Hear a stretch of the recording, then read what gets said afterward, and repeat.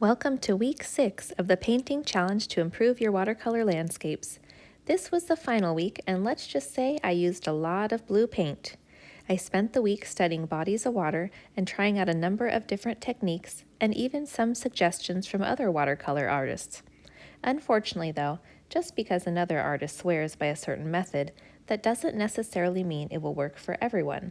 It all comes down to personal preference, and the only way to figure out your own style and preference is to put in the time and the work.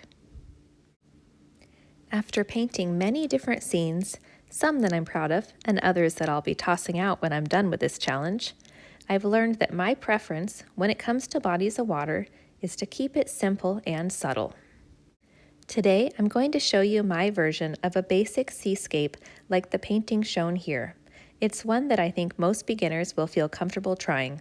Throughout the tutorial, I'll tell you a little bit about how I used to paint water and why I've changed my approach. I've taped my paper down on all 4 sides, and I'm using a fifth strip so I can quickly throw in a sky. I'm wetting down only this top portion. I'm not worried about adding any detail here or even any clouds. I just want a hint of color. In case you missed it, we covered clouds last week, and I'll include the link to that video in the description, as well as the entire playlist for the 6-week landscape painting challenge. I've started using a new type of tape for holding down my paper, as I was having some issues with tearing when I was using white painter's tape. This is called Holbein soft tape, and I'll include details in the description. There's nothing more frustrating than finishing a project that you're happy with, only to ruin your paper. So far, this tape has been coming away with clean edges and no rips. I'm adding in the sand now, just a bit of yellow ochre spread all over, and then soon I'll be dropping in some burnt sienna so that it's not just one color all over. Take note of the wavy edge. It certainly isn't a straight line. Have some fun with the shape of your shoreline. The playlist I mentioned before also has a tutorial for a really cool way to paint sand. I believe it's in the week 4 video. The sky is now dry, so I'm pulling off the tape so we can start on the ocean. I've mixed up a decent amount of paint beforehand, so the color will be fairly consistent. I'm going to be painting wet on dry for the entire midsection here, because I'm planning to leave strips of white. If I wet my paper beforehand, the paint would spread more than I'd like, and it would make it challenging to leave those areas white. See how I'm just making my way back and forth? Left to right, then right to left, slowly working down the paper in rows, sporadically leaving white strips in various lengths. I'm using a flat brush, and mine is quite small, but that's just because I'm working on such a small canvas. The paper I have today is about a 4 by 6 inch.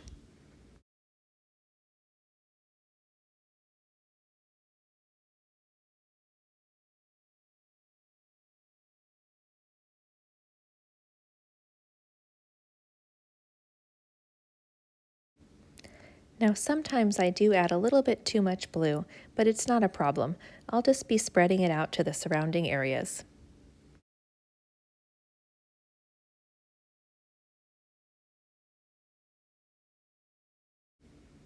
Generally, the water off in the distance is darker as it gets closer to the horizon.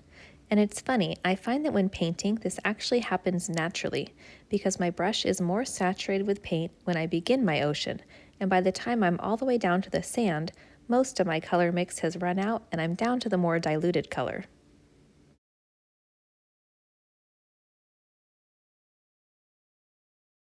So the way I used to paint my seasides, I would actually cover the whole area with blue paint, and then I would create darker lines throughout for the shadows and waves. And then I would add white with a gel pen or some acrylic paint.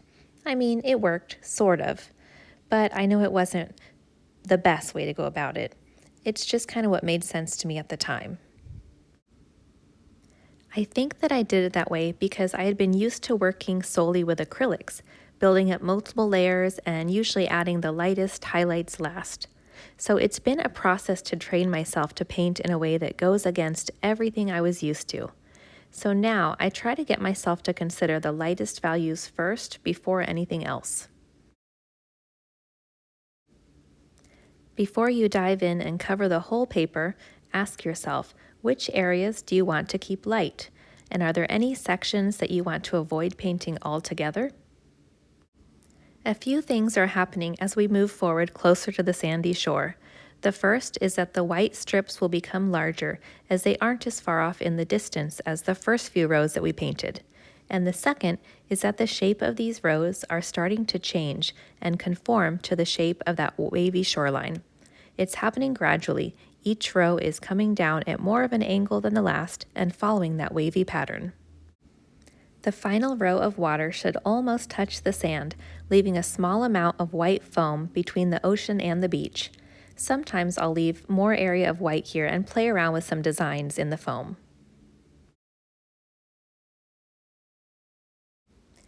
Now let's go back through and add a darker blue. Using the same flat brush, I'm touching the area immediately below the white, adding shadows and depth to our waves. It's on the dark side right now, but don't worry, we'll be addressing this soon.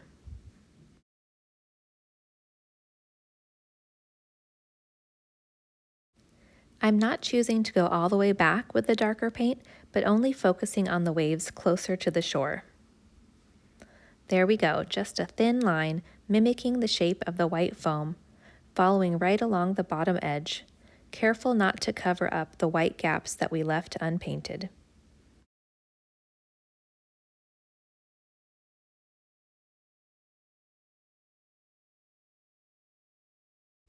As you become more comfortable painting the ocean, you might consider adding beautiful shades of green and teal, and working on waves with large swells.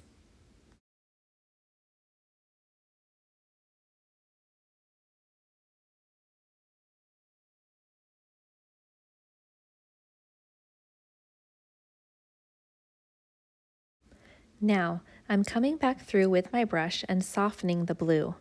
You'll notice that I'm wiping the brush off on a paper towel quite often, off to the left of my painting, then coming back to absorb a little bit more.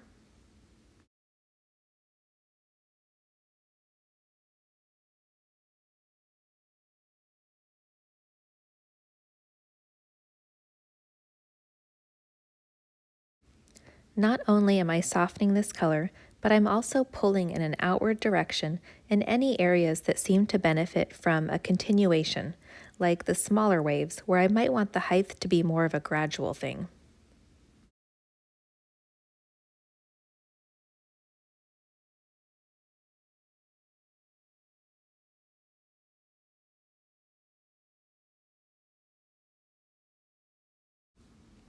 I've rinsed off any of the leftover blue that was on my brush, so now it's clean and slightly damp.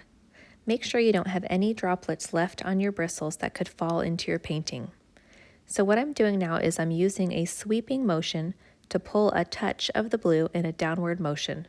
This should add some height to the waves.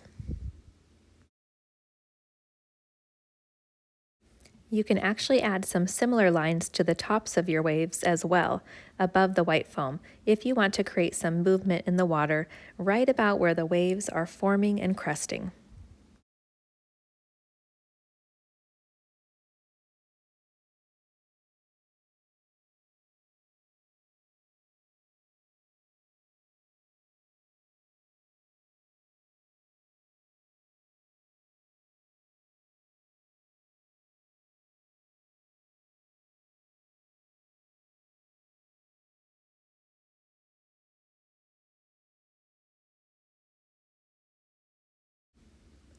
I'm not going to do much with the sandy shore, but I do want to darken the edge a bit so we can see where the sand is still wet from the last wave.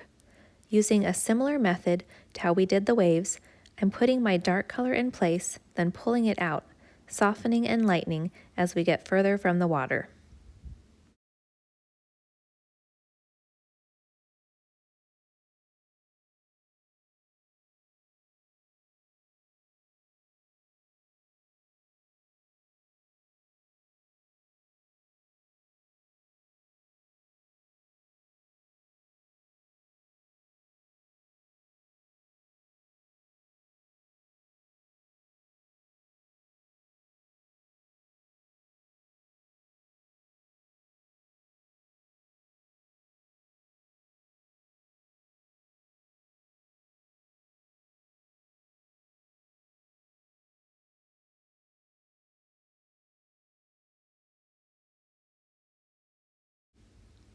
Now let's add some grass and rocks.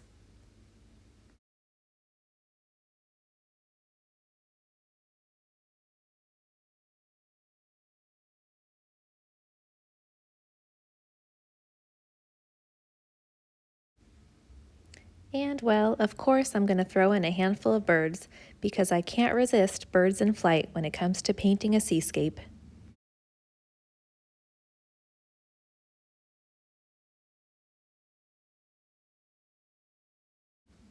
Just a touch more color here and we're just about finished.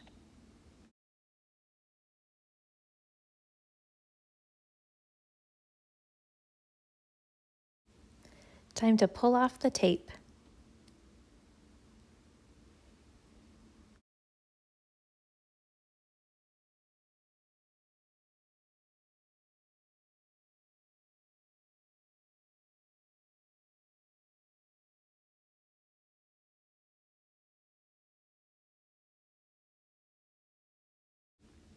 There's something so satisfying about seeing those clean borders.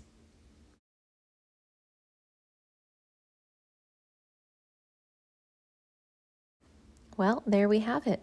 A very simple seascape, easy to do for beginners. Thank you so much for coming along on this 6-week painting challenge, and I hope you enjoyed. Thanks for watching.